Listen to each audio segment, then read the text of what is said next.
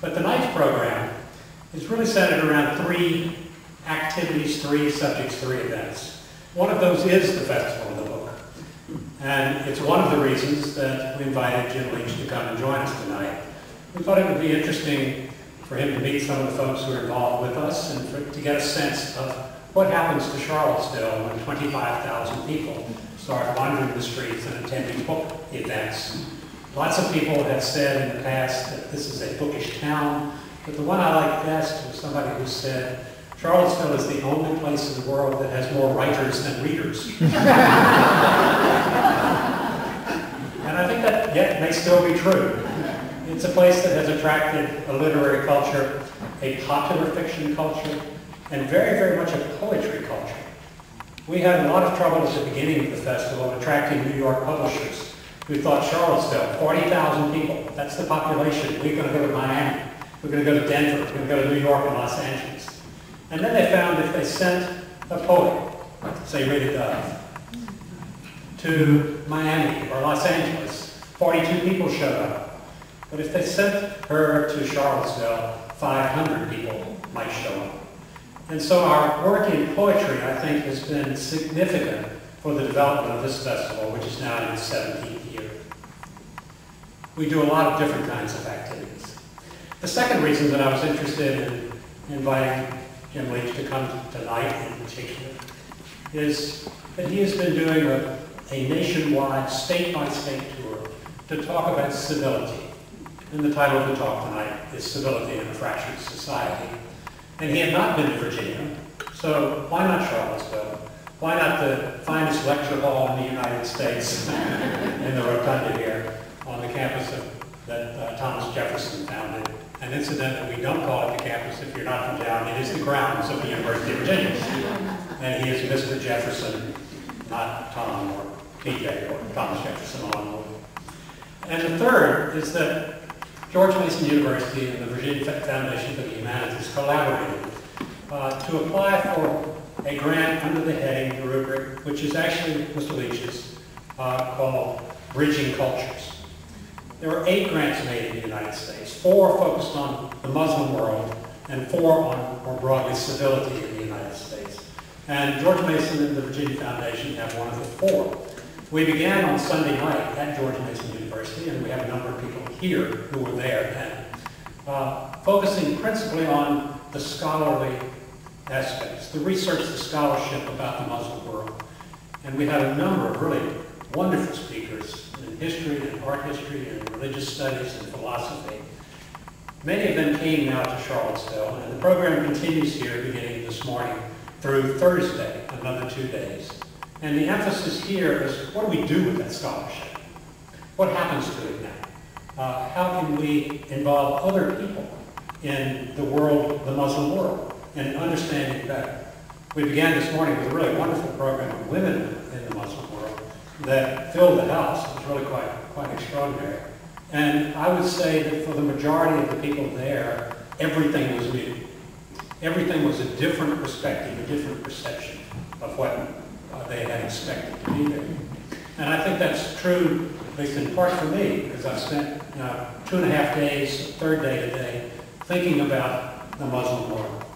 I also happen to think, when I was listening to people beginning as early as Monday morning, and Jim helped open that conference as well, I had thought one day last week that I was listening to the Diane Green show.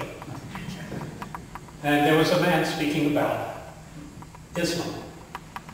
And I realized somewhere rather quickly along the way that this couldn't possibly be the Diane Green show, that I was on something else.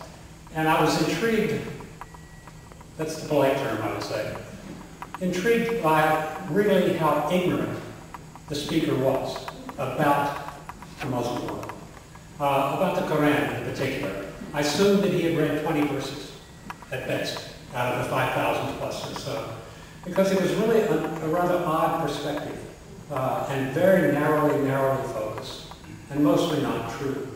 So what we're doing here with this conference, with the workshop here about the Muslim world, with the focus on civility in a fractured society, is trying to broaden our perspective and our perceptions of what other people are like other faith communities, other cultures, other histories, other philosophies, other religions.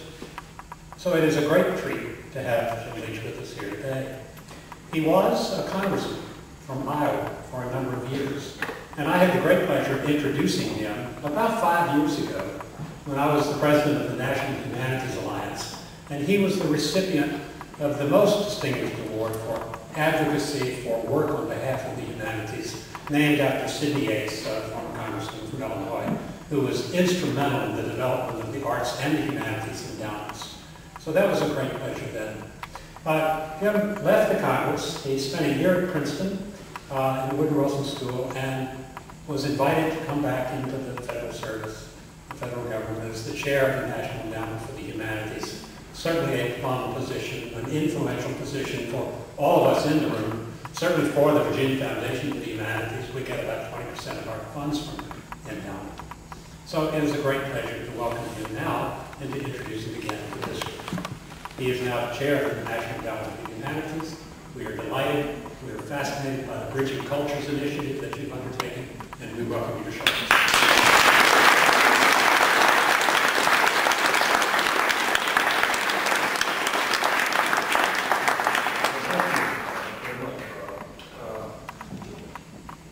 I'd say I'm particularly honored to be here in this room because on the subject of Islam, which we're trying to understand better, one of the first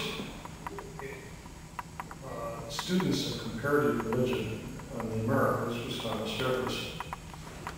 And he probably reached the most profound conclusion of anyone in comparative religion in the history of man.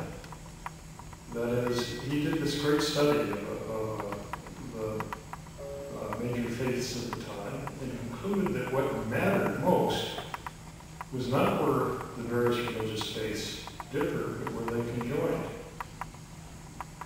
And what an extraordinary conclusion that wouldn't it be good if all peoples of the world concluded what Thomas Jefferson concluded.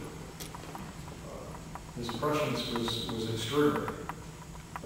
I'm also honored to be back here. I've never been in this particular building, but I've been on this wonderful campus a number of times. The first one I remember most vividly because it was almost half a century ago, and I had my head split because I was a very feisty participant in a sport that some people consider not too civil, called rugby. But this evening I want to talk about an adult sport called politics, well on its philosophical underpinnings, particularly the notion of civility.